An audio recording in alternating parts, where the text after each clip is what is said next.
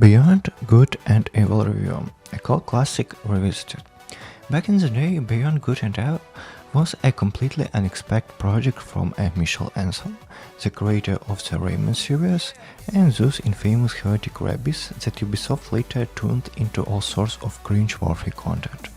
With the recent release of a remaster, it seems like the perfect opportunity to dive into this classic, a game whose sequel has become the industry's most notorious long-delayed project. Today, we are breaking down why the original earned its cult status, how respectfully the French developers handled their legacy, and why even 60 years after its sequel was announced, people are still eagerly waiting for it. It's not easy to just sum up the story of gameplay of Beyond Good and Evil, nor can you immediately explain its cult appeal, its uniqueness, or why even 20 years later, yes, Ubisoft missed the university, it still has a small but incredibly dedicated fan base. If we boil it down to what strikes you most, it is the diversity and the sheer number of ideas woven together seamlessly. The game tells a dark, dystopian tale where no one speaks the truth and truth is a rare commodity. Yet visually it feels like a 3D cartoon straight out of an indie French studio, blending unique gameplay mechanics into something truly special. The story unfolds on the planet Helios, under siege by an alien race called the Dom Z. Standing against them is a mercenary group known as the Alpha Sections, whose soldiers fiercely repel monster attacks while their leaders broadcast victories from giant screens. But life from the citizens remains grim, people keep disappearing, and the attacks only grow more frequent. You play as Jade, a photojournalist running an orphan on a small island near the capital city. One day Jade and her pig-like uncle, Paige, are attacked by the Donzi. The energy shield meant to protect civilians fails to activate. Turns out the electricity bill hasn't been paid. After fighting off the invaders, Jade and Paige start cleaning up the mess. In the desperate need of a quick cash, Jade takes on the side job that leads her to the rebel group called Iris, a band of concerned citizens who believe the Alpha Sections are doing more harm than good. Despite the obvious Big Brother vibes from the city giant propaganda screens and the tightening grip on the civil liberties, Jade initially drove the authorities, but after her first mission with her new alias, dopes creep in. By the end, it's hard to tell who's truly the worst, Iris, the DMZ, or the Alpha Sections. After all, the game's title Beyond Good and Evil isn't just for show. The final nail is the emotional coffin in the ending, which has kept fans restless for 21 years. The unresolved fate of the character hits hard thanks to how well they write her. Every single character you meet has at least one memorable trait, whatever it's a reggae-loving mechanic Rhinos in a Rastafarian hat, or the Aries agent Ash, who despite being a bundle of spy cliches, reveals surprising deep. They all stick with you. Special mention goes to the aforementioned pig-like uncle. As iconic to the games as Jade's striking green eyes, he's the butt of endless bacon and roast pork jokes. In cutscenes, he grumbles in insulting accent, old man's fine voice, and invents ridiculous gadgets, like the jet bus powered by Ich bin Methan. What's more, the chemistry between the characters shines through. Uncle and niece, pig and human, though they maybe genuinely care for each other, even as they trade playful jabs. After spending 10 to 15 hours with them, growing attached and ending hits like a punch to the gut. Beyond Good and Evil also stands out for its incredible electricism. Much like the trailers for the sequel, the game's main city, simply called The City, blends a Mediterranean architecture with a retro-futurism, cyberpunk, and African cultural influences. Anthropomorphic animals walk the streets alongside humans, and instead of roads there are canals like in Venice, navigated by motorboats and even laid by spaceships. Most importantly, all of this directly shapes the gameplay. First off, Beyond Good and Evil is a rare adventure game without killing. Jade and her companions aren't as superhuman fighters, so dealing with the alpha section mercenaries often means stealth, and even then it's not lethal. Oh, its core, the gameplay is a classic action-adventure emblematic of 2003. These are fights somewhat reminiscent of the Batman Arkham series, but as mentioned, Jade's combat staff can take down every enemy. Usually it's robots and monsters that get their beat down, foes she and her allies can actually handle. Companions play a huge role in gameplay.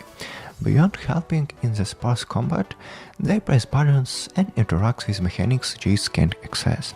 Plus, they keep the journey lively, chatting about this and that while exploring location, solving simple spatial puzzles, engaging in basic monster battles, performing rudimentary acrobatics, and sneaking around the main task in the story mission.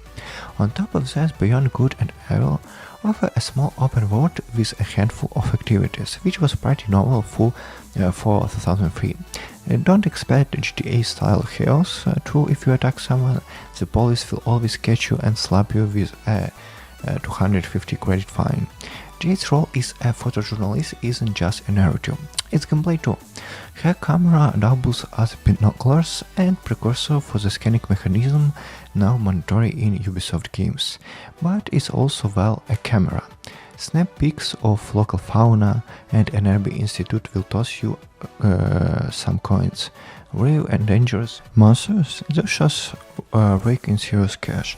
Iris meanwhile wants photos of alpha sections, misdeed not worth saving heroics. What blew minds 20 years ago was how your action directly impacts the game war, even if it's scripted. Returning from a mission to see your photos in rebel newspaper, discussed by citizens on the streets, is incredibly satisfying. By the end, the tension in the Allies feels like the eve of the French Revolution, and realizing you contribute to this atmosphere is a rare, princely sense of agency few games can match. Outside of mission, you mostly travel via hovercraft, clunky battles, criminal chases, an air hockey style minigame, and simple races with upbeat music. That's all about open world entertainment Beyond Good and Evil offers. Frequent loading screens between small zones, a relic of the PlayStation 2 and GameCube era, don't help with them. The game's age shows in every crevice. Jade and the hovercraft control awkwardly, a flaw made more noticeable by the remaster's unresponsible handling. The camera occasionally goes haywire, clipping into walls or obscure objects. Sometimes the third-person view shifts to an overhead angle like early Resident Evil games, flipping the controls and sending Jade running the wrong way. Jumping is tied to a contextual button and only works in special spots. There's just one save slot, and saving is only possible at rare disc reading stations. Yet the attention to detail in this world is astonishing. Jade can chat with many NPC to gauge their thoughts on events, with dialogue shifting as the story progresses. To use vending machines, you need to equip a credit card in the inventory. To save, you need a disc. Even the inventory managed by the charismatic virtual Latino Secundo is a love letter to early 2000 design, charming to look at, if not always practical to use. In many ways, Beyond Good and Evil feels like a museum piece from a bygone era or a cult from the mid-20th century. Modern players might struggle without waypoints or hand-holding graphics instead with clunky controls and dated game design. These are exactly the kinds of projects that need great remasters, and Ubisoft recently delivered one, or this. The French company treatment of its ends classic is frankly beyond shameful. Their approach to beloved franchises like Prince of Persia and Splinter Cell, or remaster of more recent hits like Assassin's Creed 2 or Far Cry 3, shows a blatant disregard for fans. Naturally, the Beyond Good and Evil remasters couldn't escape this fate. For starter, is plagued by Ubisoft typical remaster pitfalls. Texture quality jumps errantry, which is especially jarring for the game's visual style. Animals, including Uncle, have oddly realistic textures, while human looks like a wax dolls, clashing horribly with the atmospheric peaks and arenas. Effects are missing or broken, smoke look like a steam, and lighting in some scenes is outright ruined. Shattering the atmosphere, water got an overly modern shader, making it look too realistic and out of the place. Again, breaking the visual cohesion. Meanwhile, a stellar remaster, Beyond Good and Evil, already exists for PS3 and Xbox 360. All this need was to be upscaled it to 4K and 60 FPS. Optimizations took a hit too. The game shutters not just on the Switch, but also on the PC and PS5. The infamous game-breaking bugs is the final, still unfixed. And yes, there is still just one save slot. Now content is underwhelming. A speedrun mod, a few customers for characters, and some basic open world activities that revolve lore slides.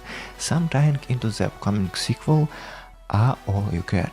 Honestly, you're better off reading this stuff online than slogging through slapped together challenges. In short, Ubisoft once again massively disrespect a beloved classic. We can only hope this attitude doesn't extend to the sequel, if it ever seen the light of the day.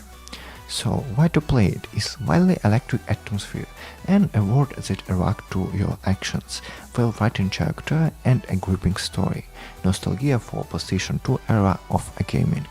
And what ruins the fun is a shoddy remaster from Ubisoft. The game is after all nearly 20 years old. Thank you for watching, please don't forget to subscribe.